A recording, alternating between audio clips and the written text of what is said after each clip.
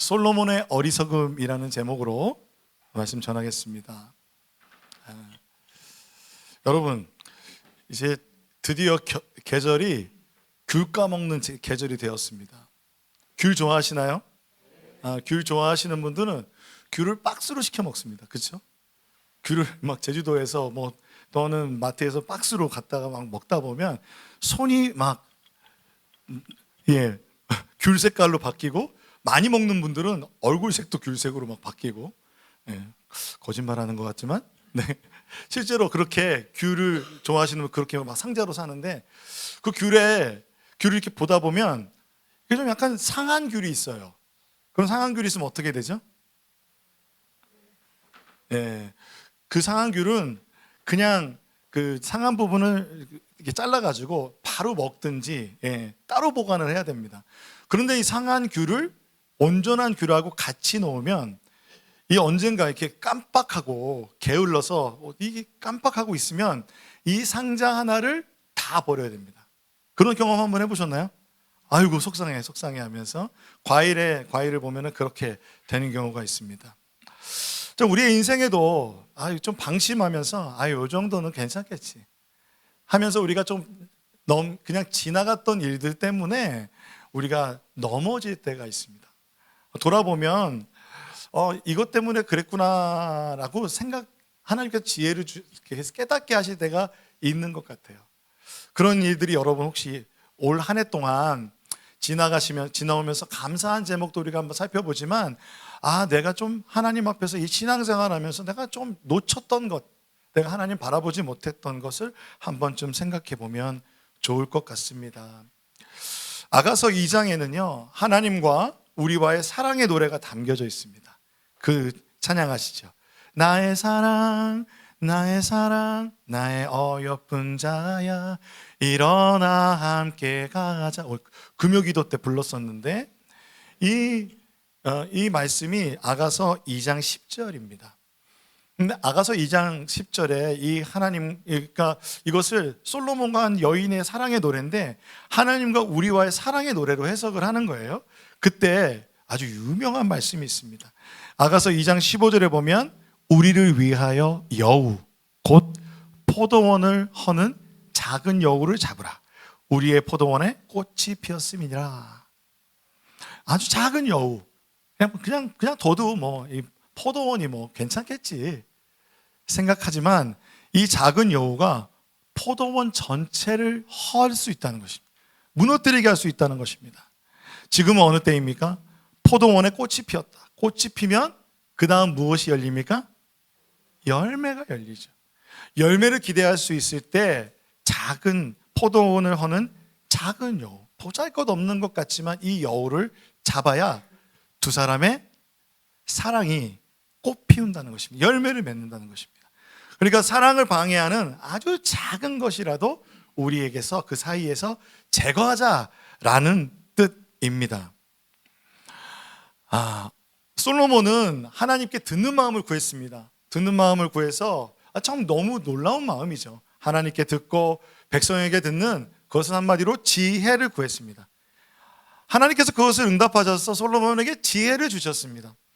지혜를 받은 솔로몬은 영적인 것, 종교적인 것뿐 아니라 정치적으로, 경제적으로 엄청나게 부흥하였고 군사적으로도 강대한 국가를 완성하였습니다.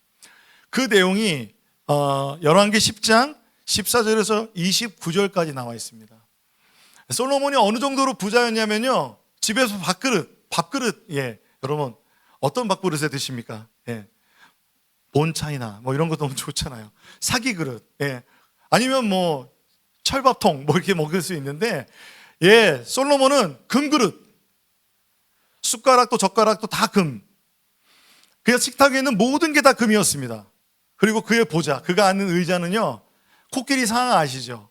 코끼리 상아가 엄청 비싼데 그 상아를 깎아가지고 그 상아로 의자를 만들었어요. 보좌를 만들었어요. 그리고 그것도 모자라서 그 위에다가 정금, 그냥 도금이 아니라 진짜 금을 그냥 싹 입혔습니다. 나라적으로도 이 항구가 다 발달해가지고 이 이스라엘은 무역이 발달하려면 항구 도시를 가지고 있는 나라들과 친해야 되거든요. 그래서 이 무역이 이 외교적으로도 활발해서요. 막 여러 가지 물자들이 들어오는데 그 중에서 백향목이라는 게 있어요. 백향목은 향기가 너무 향기로운 아름다운 향이 나는 나무입니다. 이 나무로 뭘 만들었죠? 성전을 지었거든요. 그래서 성전에 들어가면 아름다운 향이 납니다. 그런데 이 백향목이 동네에 뽕나무 같이 흔했다는 거예요. 그리고 은이 돌 같아요. 우리 차세대 아이들이 돌 가지고 막 놀잖아요. 주위에 있는 돌 가지고 막 놀고 던지고 막 쌓고 막 합니다. 은을 가지고 그렇게 한다고 생각해 보세요. 그럼 여러분이 야 그거는 귀한 거야 라고 말하겠죠. 그런데 그 은이 얼마나 흔하면 돌처럼 여겼다는 거예요. 군사력도요. 병거와 마병. 병거는 당시에 최고의 우리나라의 탱크 같은 거예요. 그것이 1,400대. 그리고 마병. 그러니까 말을 타면서 이렇게 싸우는 군사가 12,000명이나 됐습니다. 그러니까 하나님이 주신 지혜로 솔로몬은 엄청난 성공을 이루어서 사람들이 부러워하고 사람들이 존경하는 그런 왕이 되었습니다. 그런데 열왕기상 11장에는 이런 내용이 시작이 됩니다. 열왕기상 11장 1절.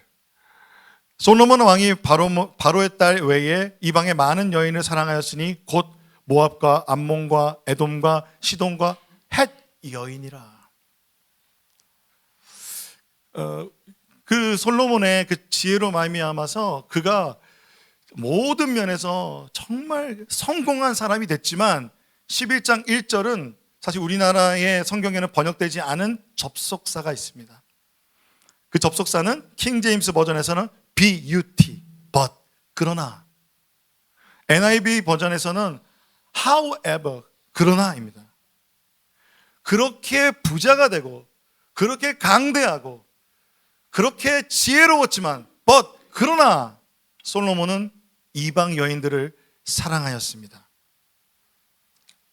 그 이방 여인을 사랑함이 왜 문제가 될까요? 사실 정략적인 결혼을 한 거잖아요. 나라의 평화를 위해서, 외교를 위해서 정략 결혼을 했는데 이 시작이 누구냐면 애굽 왕 바로와 더불어 혼인관계를, 그의 딸을 맞이해서 혼인관계, 정략 결혼을 했습니다. 열왕기상 3장 1절의 말씀입니다.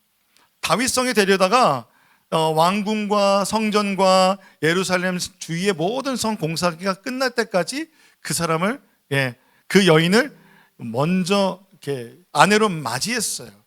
그런데 오늘 말씀을 보니까 바로의 딸 외에라고 말하면서 바로의 딸을 정략 결혼한 것까지 그 방심이, 그 하나의 결정이 거기서 멈추지 않고 모압과 암몬, 에돔과 시돈과 헷 여인과, 즉 이스라엘을 둘러싸고 있는 가나안 이방 족속들의 여인과 결혼했다는 것입니다. 이것에 대한 평가가 열왕기상 11장 2절에서 3절을 보면 여호와께서 일찍이 이 여러 백성에 대하여 이스라엘 자손에게 말씀하시기를 너희는 그들과 서로 통혼하지 말며, 이방 민족과 통혼하지 말며 그들도 너희와 서로 통혼하게 하지 말라. 그들이 반드시 너희의 마음을 돌려 그들의 신을 따르게 하리라 하셨으나 솔로몬이 그들을 사랑하였더라. 왕은 후궁이 700명이요 첩이 300명이라. 그의 여인들이 왕의 마음을 돌아서게 하였더라. 분명 모세 오경에 그리고 나타난 하나님께서 말씀하신 결혼에 대한 중요한 기준이 그들과 이방 민족과 우상을 섬기는 민족과 통혼하지 말라고 하였습니다. 그런데 그렇게 하는 이유가 뭐냐면 너희의 마음을 돌려 그들의 신을 따르게 하리라. 그러니까 하나님을 사랑하는 마음에서 하나님을 떠나 그들의 신을 따르게 하리라라는 것이죠.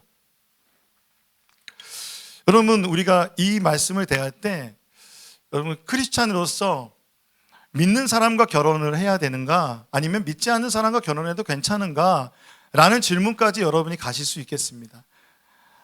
그런데 저는 그전에도 말씀드렸지만 믿는 사람이든 믿지 않는 사람이든 여러분의 믿음이 더 중요하다고 생각합니다. 여러분의 마음의 믿음이 흔들리고 영향을 받는다면 여러분 한번 고민해 보십시오. 하지만 사도 바울은 말했어요. 이렇게 말했어요. 뭐라고 그랬냐면 너와 함께하는 믿지 아니하는 남편, 믿지 아니하는 아내가 너와 함께 살기를 즐거워하고 너의 그 신앙을 존중한다면 그를 버리지 말라고 합니다. 그러니 여러분, 이 구약적 개념으로 그 결혼을 생각하지는 않아야 됩니다. 하지만 믿음이라는 관점에서 믿음을 잃어버리지 않고 믿음을 지키는 것이 중요합니다. 그런데 솔로몬은 이 부분에 있어서 이방 여인들과 결혼함으로 말미암아서 그 마음이 그들을 사랑하여서 하나님보다 더 사랑하여서 그 마음이 돌이켰다고 합니다. 어느 정도로 사랑했냐면 여러분 후궁이 700명. 별로 안 놀라시는데요. 아내가 700명. 그리고 첩이 300명. 1000명이에요. 1000명. 이 1000명의 여인의 이름이나 알았을까요? 솔로몬 왕이 이 1000명이나 되는 여인을 곁에 두고 이 여인들의 마음을 얻고 싶어서 하나님을 향한 그 사랑이 여인을 향한 사랑으로 변질되어서 이방 여인을 사랑하는 마음이 우상 숭배로 발전하게 되었습니다. 이 여인들을 위해서 뭘 해줬냐면 그 여인들이 섬기는 신을 위한 산당을 지어줬어요. 어디에? 예루살렘 앞에. 예루살렘은 무엇입니까? 하나님을 예배하는 곳이죠. 하나님을 찬양하는 곳이죠. 다윗 시대부터 하나님을 찬양하고 예배했던 성전 바로 앞에 이방 우상을 섬기는 산당을 지었다는 것입니다. 왜 가까이에 지었을까요? 여인들이 언제든 가서 편하게 예배드리고 오게, 우상들에게 절하고 우상에게 분향하고 오게 하는 것이죠. 그러니까 한마디로 솔로몬이 차린 이 산당은 우상들의 박람회장이 되었습니다. 바알의 아내라고 여겨지는 아스타롯, 그리고 그모스, 몰렉, 그리고 밀곰이었습니다. 비아틴즈가 지금 제 설교를 듣고 있기 때문에 이 우상 숭배가 어떤 것인지 자세하게 얘기할 수는 없습니다. 19금이에요. 차마 입에 담을 수가 없어. 한마디로 말한다면 성적으로 음란한 것이 예배하는 모습이었어요. 왜 하나님이 그들과 통혼하지 말고 너의 마음이 그들에게 갈까 하여 걱정하셨냐면 여러분 생각해 보세요. 그 우상을 숭배하는 아스타롯과 그모스를 섬기는 방법은 음란한 것이었어요.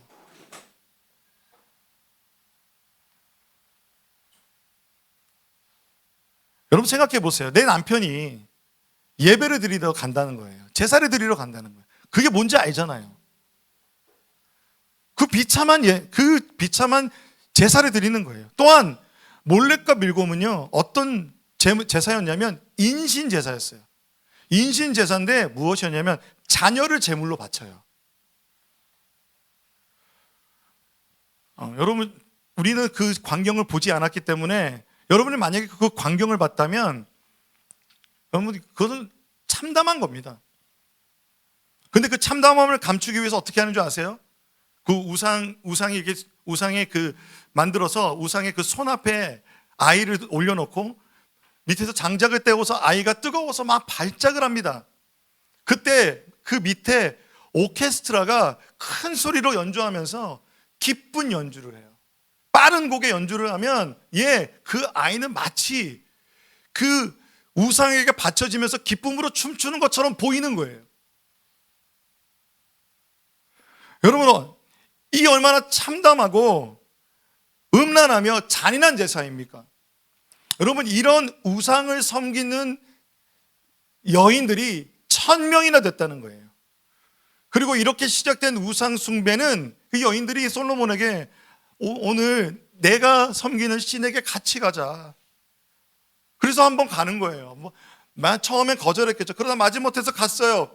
그런데 또 옆에 있는 여인이 쟤네 신은 예배하고 왜 우리 신은 예배하지 않아요? 그래 또 가야 돼. 한 번, 두 번 가면서 이제 솔로몬은 나이가 들어 늙었을 때라고 말합니다. 여러분, 나이가 들어서 늙었다라는 표현은 60세 이상이 된 상황입니다. 그가 여인들에게 그 여인들의 말에 더 휘둘리게 되었어요. 그러면서 그는 하나님을 떠나 우상에게 분향하며 제사하는 것을 따라하다가 하나님으로부터 마음이 돌아서게 된 것입니다. 여러분 생각해 보세요. 여전히 예루살렘 성전에서는 하나님을 향한 찬양과 제사가 드려지고 있지만 그 바로 앞에는 우상 숭배가 펼쳐지고 있는 거예요. 하나님과 이스라엘 백성이 맺었던 언약은 무엇입니까? 결혼 언약이잖아요. 사랑의 언약이거든요. 그런데 여러분 생각해 보세요. 처음에는 정략 결혼이라는 정치적 목적으로 시작된 것이 심각한 우상 숭배, 하나님이 싫어하시고 미워하시는 우상 숭배의 죄로 크게 발전하였습니다. 여러분 생각해 봅시다.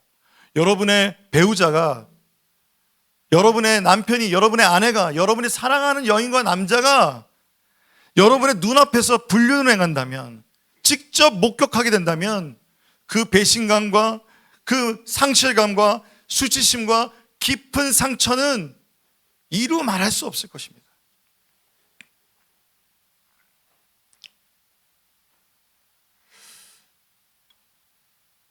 성경이 말하고 있는 것은 이방 여인과 통혼하여 그가 결국 여인을 하나님보다 더 사랑함으로 말미암아서 하나님을 떠난 것이 큰 문제라는 것입니다.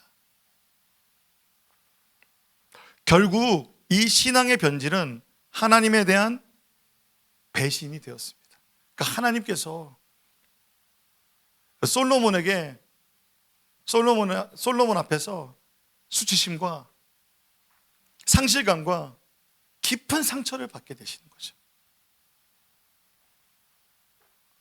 솔로몬이 왜 이 지경이 되었을까요? 그의 지혜를 따라서 정략 결혼을 했던 그 하나의 작은 일이, 이 작은 여우가 이와 같이 크게 되었습니다. 솔로몬이 여인을 사랑하는 것을 하나님 사랑하는 것보다 더 하였습니다. 그래서 솔로몬에 대해서 열왕기는 이렇게 평가하고 있습니다. 열왕기상 11장 4절 말씀을 같이 읽어보겠습니다. 시작.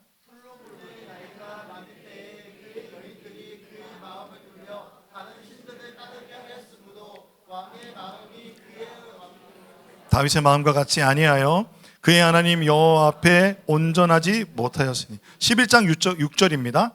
솔로몬이 여호와의 눈앞에서 악을 행하여 그의 아버지 다윗이 여호와를 온전히 따름과 같이 따르지 아니하고. 그러니까 공통적으로 나오는 것은 그의 아버지 다윗과 같이 여호와를 온전히 따르지 아니하였다는 것입니다. 다윗은 하나님을 온전히 따르는 사람이었다는 것입니다. 다윗과 같이라고 하는 것은 하나님을 온전히 따른다는 것은 무엇일까요? 온전히 따른다는 것은 무엇일까요? 다윗과 같이 온전히 따른다는 것은 제가 한 가지 설명을 드려야 됩니다. 여러분, 우리가 열왕기서를 말씀을 전할 때가 열왕기서를 우리가 앞으로도 우리가 지금 살펴보고 있는데, 이런 역사서, 그러니까 사사기나 사무엘을 하면서 이 역사서는 어떤 의미가 있다고 말씀드렸냐면 선지서, 예언서와 같은 성격이 있다고 말씀드렸습니다. 이 예언서는 지금 나의 현실이 왜 그렇게 됐는지 하나님 앞에서 진단을 받는 것입니다. 열왕기는 상하로 구분되어 있지만 원래는 한 권이라고 봅니다. 그리고 저자가 예레미야입니다. 예레미야는 제사장 출신입니다. 그런데 이 열왕기를 읽고 있는 독자들은 성전이 파괴되고 그 솔로몬이 지었던 성전이 완전히 회파됐어요. 그리고 다윗 왕조를 영원히 하겠다 주님 말씀하셨는데 다윗 왕조가 무너졌어요. 586년에 완전히 성전이 회파되고 그리고 포로로 4차에 걸쳐서 그들이 바벨론이라는 이방 나라에 잡혀갔습니다. 그 잡혀간 그때에 이 열왕기가 쓰여졌고 이 열왕기를 처음 보는 독자들은 그 포로로 잡혀가 있는 유대인들이었습니다. 그들은 궁금한 거예요. 우리가 왜 여기 잡혀와 있을까? 우리가 왜 조상들의 죄를 뒤집어 써야 될까? 왜 지금 다윗 왕조는 무너졌고 성전이 회파됐는가? 하나님은 정말 살아계신가? 하나님은 우리를 기억하는가라는 그런 의문이 가진 자들에게 쓰여진 책이 바로 열왕기라는 것입니다. 성전이 무너지고 다윗 왕조가 왜 끊겼는지 선지자의 관점으로 지금 드러내고 있는 것이죠. 그런데 이 열왕기의 관점을 신명기적 관점이라고 합니다. 왜냐하면 요시야라는 왕이 있었어요. 요시야 들어보셨나요? 이스라엘이 멸망하기 바로 직전의 왕인데 이 왕이 종교개혁을 했습니다. 종교개혁을 해서 무엇을 했냐면 성전을 청소했어요. 예, 우리가 성전을 깨끗하게 청소하는 일이 얼마나 중요한지 몰라요. 그러니까 성전을 청소했다는 것은 그 전에 성전을 돌보았다 안 돌보았다? 돌보지 않았다는 거죠. 그러니까 예배를 드리지 않았다는 거예요. 성전을 청소하다가 신명기 두루마리를 발견하였습니다. 그래서 요시야가 신명기 두루마리를 펴고 신명기를 막 읽다가 하나님의 영이 임하셔서 요시야가 눈물로 회개합니다. 그 눈물로 회개하면서 그가 믿음의 순종으로 이 회개를 실천하는데 성전 예배를 회복하고 성전의 제사를 온전하게 회복하고 성전 안에 우상들이 있었어요. 그의 아버지, 그의 할아버지는 그 성전 안에 우상들을 섬겼어요. 여러분, 우리 교회 안에 여기 불상이 하나 딱 있다고 생각해 보세요. 그런 것입니다. 그래서 그 모든 우상을 제거하고 그리고 전국에 있는 산당을 제거해 버렸습니다. 산당을 제거했다. 그런데 이 산당을 세운 사람이 누구예요? 솔로몬. 성전을 지었지만 산당을 없애지 않고 이 우상 숭배가 그 산당에서 창궐하게 하여서 왕이 우상 숭배하는데 백성들이 우상 숭배 안 하겠습니까?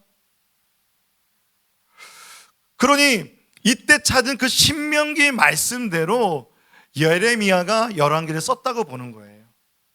이 신명기가 얼마나 중요하냐면요, 분명히 예레미야는 그 신명기를 찾은 요시야가 하는 종교개혁 가운데서 이 신명기의 이 말씀을 듣고 배우고 자랐을 것입니다. 그러면서 이 신명기 말씀을 기준으로 다윗이 여호와를 온전히 따랐다는 것은 신명기의 여호와의 율법을 온전히 따랐다는 것입니다. 하나님 말씀을 온전히 따랐다는 것입니다. 이스라엘의 왕의 조건은요, 신명기 17장 14절에서 20절에 나타나는데요, 신명기에 나타난 왕의 조건을 온전히 따른 사람이 누구냐면 다윗이라는 것입니다. 다윗이 밧세바를 범하는 죄를 범했지만 하나님 앞에 회개하고 이 신명기의 말씀과 같이 자신의 삶을 살아갔다는 것이죠. 그런데 솔로몬은요, 이 신명기에 나타나는 왕으로서 지켜야 될 것을 하나도 따르지 않았어요. 병마를 많이 두지 말라고 했는데 애굽으로부터 병마를 수입을 하고 그래서 군사력을 키우기 시작했습니다. 하나님 그렇게 하지 말라고 하셨거든요. 두 번째, 아내를 많이 두지 말라. 그래서 마음이 미혹하게 되기 때문에 아내를 많이 두지 말라고 그랬는데 아내가 몇 명? 1000명. 은금을 많이 쌓아두지 말라고 했습니다. 그런데 솔로몬은 은금을 쌓아두기에 바빴습니다. 여러분, 솔로몬 왕이 은금을 쌓아두려면 누구의 등골이 휘냐면 백성들의 등골이 휘어요. 세금을 많이 거둘 수밖에 없어요. 여러분, 성전 짓고 왕궁 지으면서 20년 동안 얼마나 많이 그들이 힘들었겠습니까? 사실 그래서 그 부요함은, 하나님을 경외하지 않는 그의 삶은, 그 모든 부요함과 그 아내가 많은 것과 은금을 쌓아둔 것은 결국 그의 삶이 나락으로 떨어지는 계기가 됩니다. 그런데 더 근본적으로 다윗과 같이 따르지 않았다라고 했을 때 더 중요한 것은 말씀을 잃어버린 것입니다. 솔로몬이 하나님의 말씀을 잃어버렸습니다. 여러분, 하나님의 말씀을 잃어버리는 것이 솔로몬의 그 어리석음의 진짜 이유였습니다. 신명기 17장 18절에서 20절 말씀 같이 읽어보겠습니다. 시작. 그가 왕위에 오르거든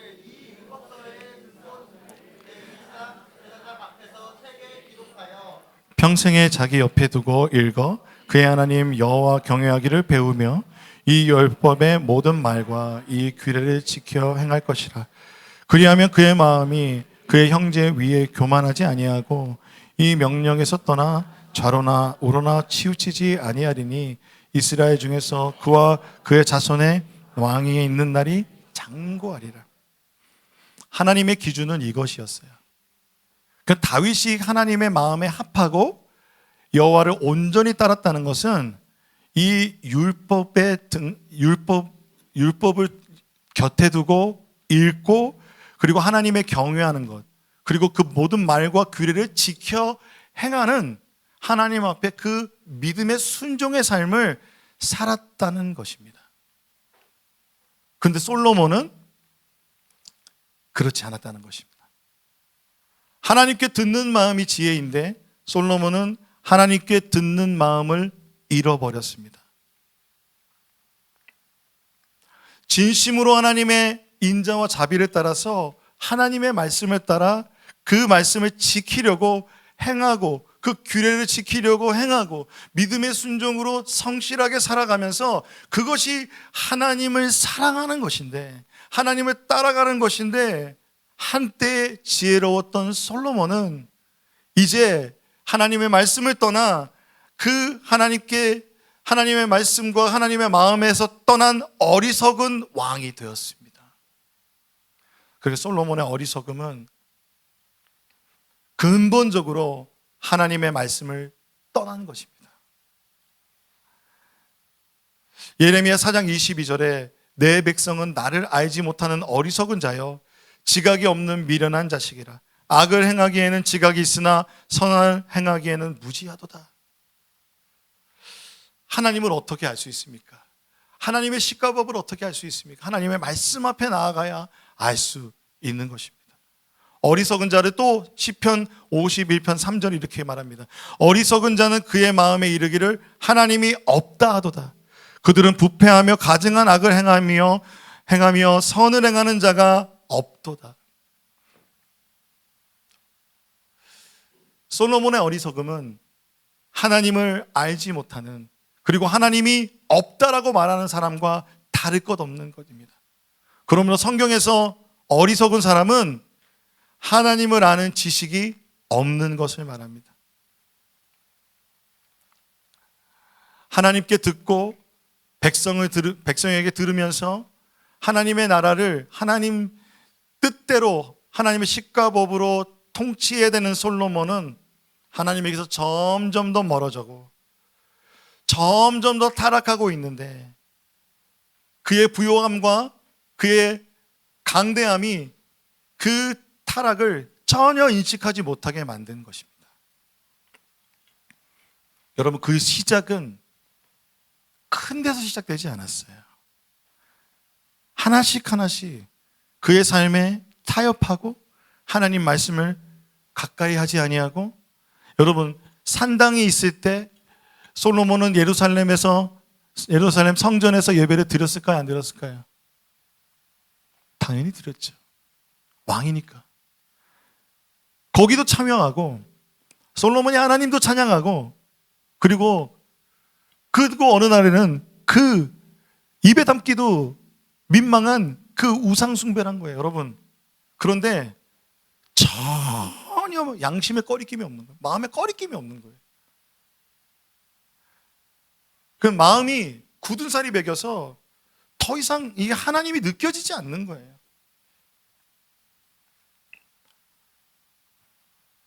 사랑하는 성도 여러분, 우리 마음에 있는 그 작은 여우는 무엇입니까? 우리 마음에 남겨둔 산당과 우상이 있지 않은지 한번 점검하지 않으시겠습니까?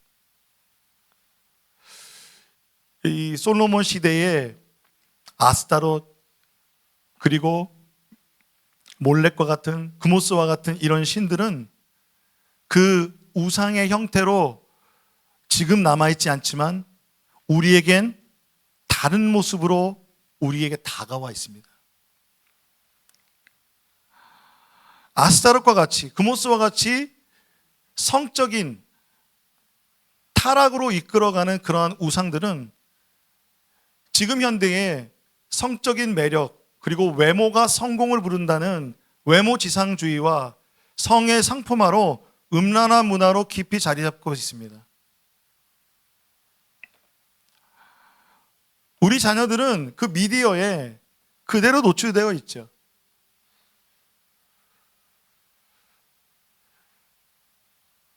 혹시 여러분 중에 그런 음란한 것에 마음을 빼앗긴 분은 계시지 않습니까?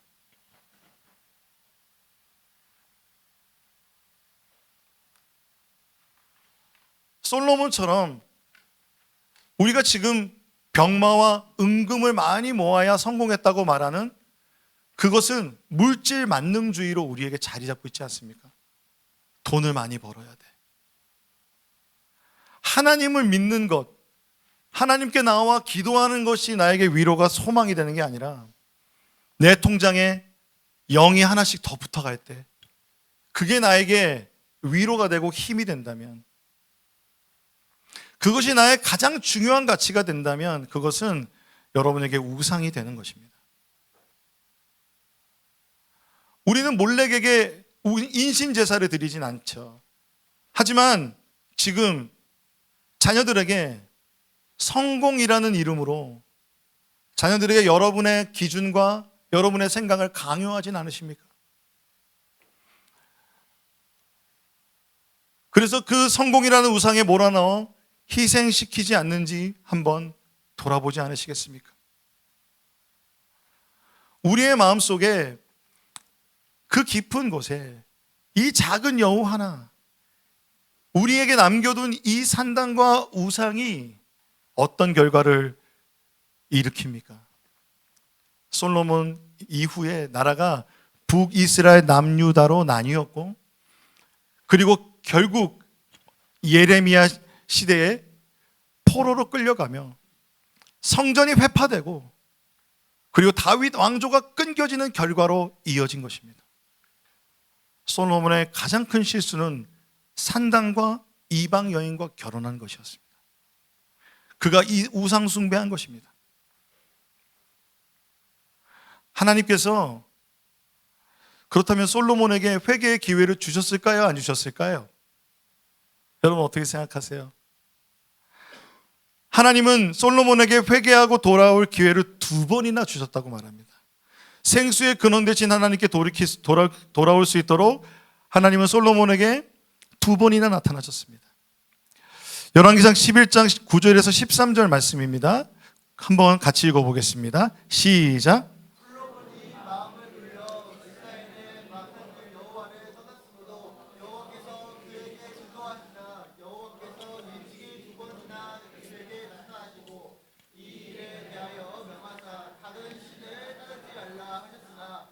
그가 여호와의 명령을 지키지 않았으므로 여호와께서 솔로몬에게 말씀하시되 내게 이러한 일이 있었고 또 내가 내 언약과 내가 내게 명령한 법도를 지키지 아니하였으니 내가 반드시 이 나라를 내게서 빼앗아 내 신하에게 주리라. 그러나 내 아버지 다윗을 위하여 내 세대에는 이 일을 행하지 아니하고 내 아들의 손에서 빼앗으려니와 오직 내가 이 나라를 다 빼앗지 아니하고 내 종 다윗과 내가 택한 예루살렘을 위하여 한 지파를 내 아들에게 주리라. 솔로몬에게 2번이나 나타나셨어요. 구약시대에 하나님이 나타났다는 것은 엄청난 일입니다. 2번이나 나타나셔서 하나님께서 솔로몬에게 처음에는 듣는 마음을 주셨고, 2번째는 성전을 건축한 다음에 하나님께서 너가 나를 따라야 된다, 너 아버지 다윗과 같이 나를 따라야 된다 말씀하셨습니다. 그런데 이 하나님의 임재, 하나님의 나타나심에 솔로몬은 회개하고 돌이키지 않았다는 것입니다. 여러분, 성전이 하나님의 이름을 영원히 두겠다고 약속하셨죠. 그런데 여러분, 이 언약에는 한 가지 기계적인 것이 아닙니다. 관계적인 것이기 때문에 한 가지 조건이 있는데 그들이 하나님의 계명과 법도를 따르는 것입니다. 열왕기상 9장 6절에서 7절에 보면 만일 너희나 너희 자손이 아주 돌아서서 나를 따르지 아니하며 내가 너희 앞에 둔 나의 계명과 법도를 지키지 아니하고 가서 다른 신을 섬겨 그것을 경배하면 내가 이스라엘을 내가 그들에게 준 땅에서 끊어버릴 것이요 내 이름을 위하여 내가 거룩하게 구별한 이 성전이라도 내 앞에서 던져버리리니 이스라엘은 모든 민족 가운데 속담거리와 이야기거리가 될 것이다. 포로로 잡혀간 유대인들이 이 말을 딱 들었을 때 성전이 무너진 이유가 그것이구나. 다윗 왕조가 끊어진 이유가 이것이구나. 솔로몬은 자신의 성공과 번영에 취해서 하나님의 계명과 법도에서 떠났습니다. 그래서 하나님의 진노를 불러왔습니다.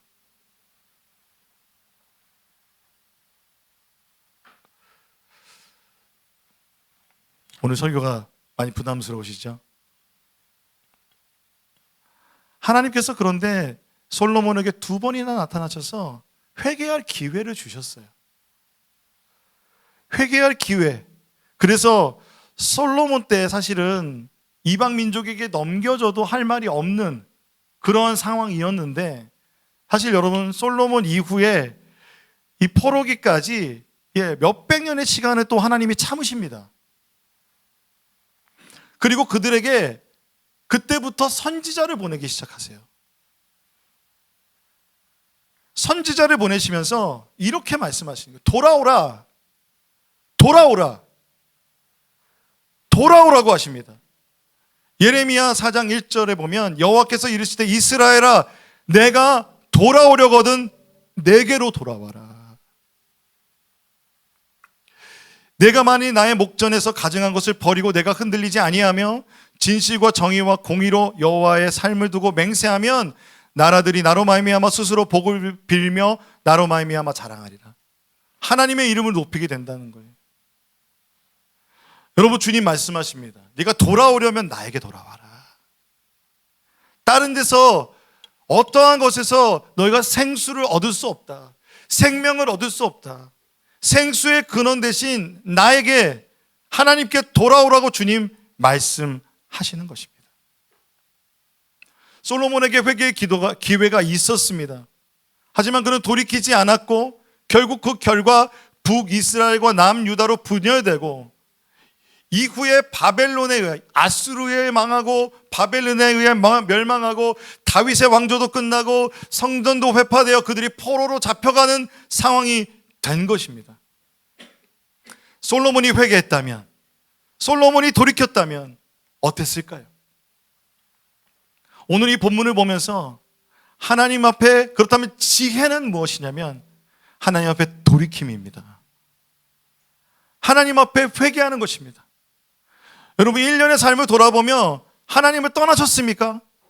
하나님과 좀 멀어지셨습니까? 하나님 오늘 말씀하십니다. 돌아오라. 내가 돌아오려면 나에게 돌아오라. 주님 말씀하십니다. 우리가 아주 작은 것이라도 하나님 앞에 회복해야 되는 것이 있다면 신앙생활에서 하나님 앞에 하나님 앞에 회개하고 돌이킬 것이 있다면 주님께서 돌아오는 여러분의 삶이 되기를 주님의 이름으로 축복합니다. 그래서 주님 에베소 교회에 대해서 요한계시록에 이렇게 말씀하시죠. 너희가 첫사랑을 잃어버렸다. 에베소 교회가 어떤 교회인 줄 아세요? 요한계시록 2장 1절에 보면 이렇게 말합니다. 2절에 보면 내가 내 행위와 수고와 내 인내를 알고 또 악한 자들을 용납하지 아니한 것과 자칭 사도라 하되 아닌 자들을 시험하여 그들의 거짓된 것을 내가 드러낸 것과 또 내가 참고 내 이름을 위하여 견디고 게으르지 아니한 것을 아노라. 여러분, 이 에베소 교회가 신앙생활 열심히 했습니다. 봉사 열심히 했습니다. 이단과 싸웠습니다. 그 사람들을 섬겼습니다. 그리고 주님의 이름을 위하여 인내하고 견디고 그리고 신앙생활하며 성실하게 주님 앞에 나아갔는데 책망할 것이 하나 있는데 그것은 처음 사랑을 버렸다는 것입니다. 하나님을 사랑했던 그 뜨거운 처음의 그 사랑, 그래서 5절에 보면 어디서 떨어졌는지 생각하고 회개하여 처음 행위를 가지라. 만일 회개하지 아니하면 내가 내게 가서 그 내 촛대를 그 자리에서 옮기리라 라고 말하는 것입니다. 사랑하는 성도 여러분, 오늘 주님께로 돌아갑시다. 여러분의 마음에 지금 하나님 앞에 그 양심에 성령께서 말씀하시는 그것을, 이 작은 여우를 주님 앞에 드리면서 하나님, 나의 마음이 하나님 앞에 돌아갑니다. 그렇게 회개하며 주님 앞에 나아가는 여러분 되시지 않으시겠습니까? 여러분 한번 생각해 보세요. 여러분에게 남겨둔 산당은 무엇입니까? 아직도 주님 앞에서 깨어지지 않은 그 견고한 마음, 그 작은 여우, 그것이 여러분 때로는 돈의 문제가 될 수 있습니다. 관계의 문제가 될 수 있습니다. 자녀의 문제가 될 수 있습니다.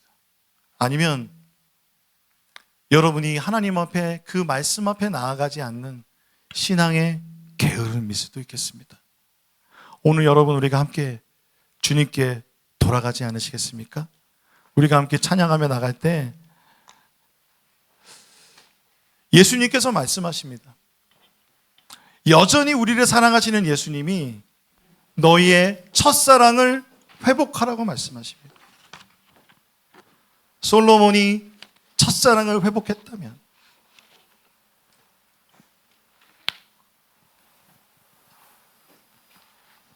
아마 이스라엘의 역사는 다시 쓰였을 것입니다. 이 시간 함께 찬양하며 나가겠습니다.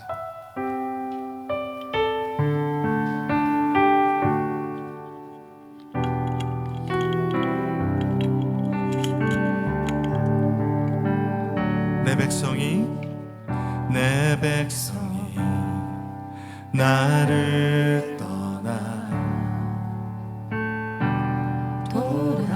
돌아섰지만 내 사랑 내 백성을 포기 못하니 내 모든 것 내 모든 것 내어주고 나 그들을 얻으리라. 여호와께 돌아가자.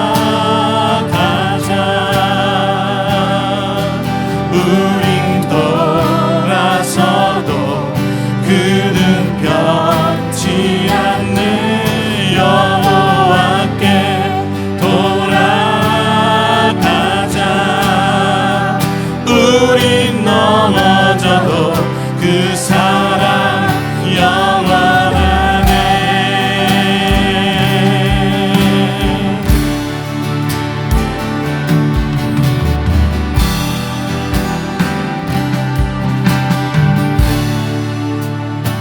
내 백성이 나를 떠나 돌아섰지만 내 사랑 내 백성을 포기 못하니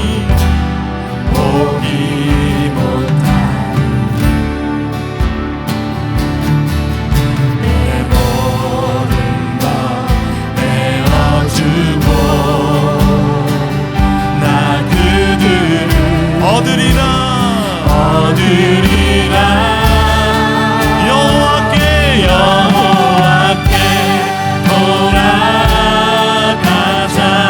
우린 돌아서도 주님은 변치 않으십니다.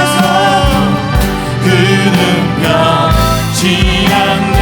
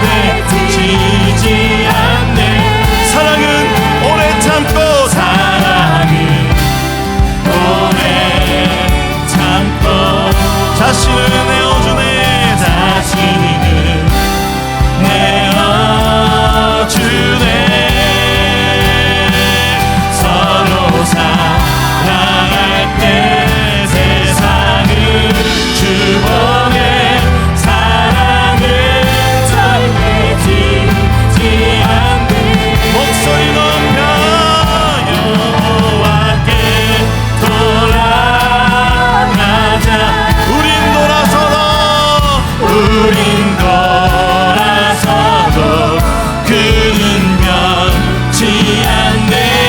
여호와께 돌아가자. 우린 멀어져도 그 사랑 영원하네. 여호와께 돌아가자. 여호와께 돌아가자. 우린 돌아서도 그는 변치 않네. 여호와께 돌아가자. 우린 넘어져도 그 사랑 영원하네. 사랑하는 여러분, 우리가 주님께로 돌아갑시다.